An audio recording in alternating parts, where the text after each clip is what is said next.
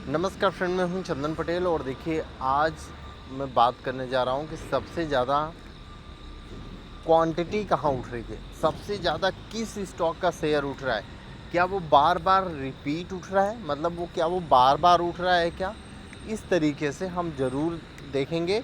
और उससे पहले हम देखेंगे कि क्या वो स्टॉक में सबसे ज़्यादा पैसा भी लग रहा है, वो भी हम नज़र घुमाएंगे।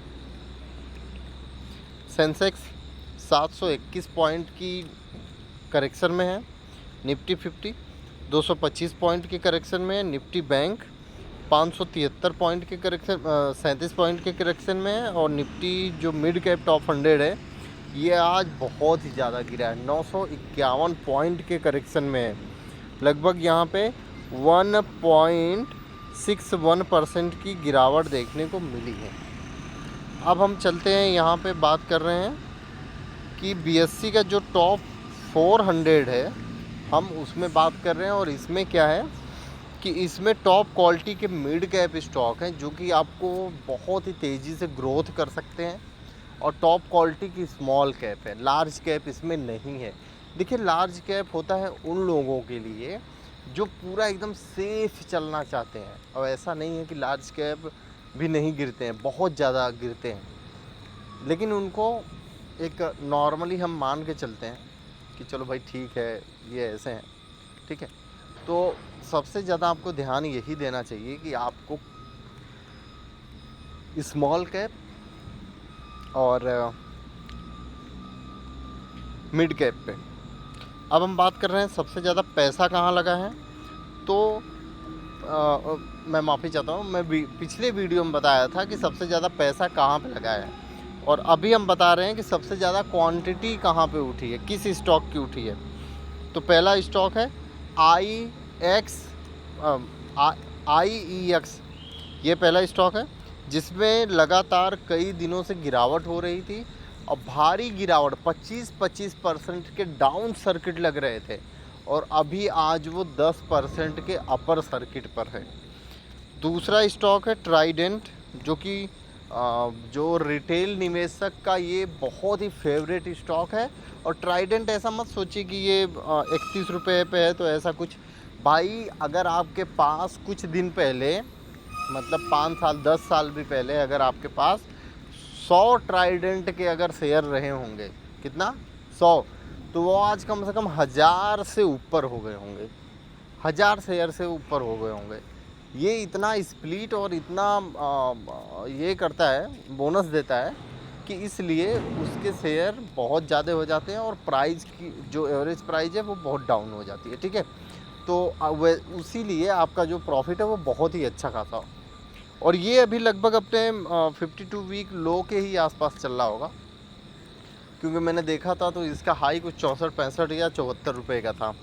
तो आप इस स्टॉक पे भी ध्यान दे सकते हैं, क्योंकि भारी क्वांटिटी ख़रीदी जा रही है, तो आप यहाँ पे निगरानी रख सकते हैं।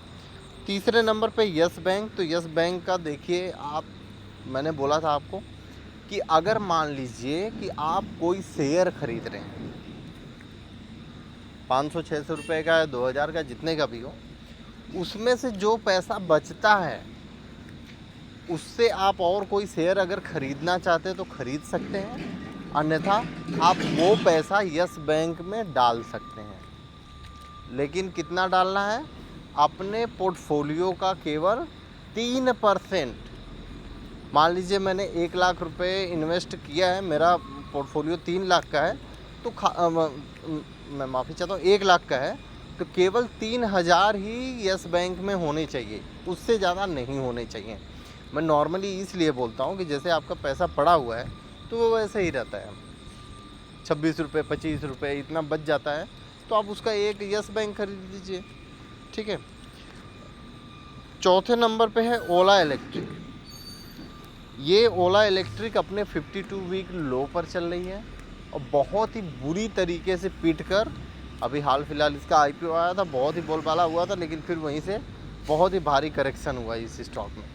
और इस स्टॉक में बहुत ही भारी मात्रा में क्वांटिटी उठाई जा रही है, शेयर की क्वांटिटी उठाई जा रही है और बहुत ही भारी मात्रा में इसमें पैसे भी लगे हैं।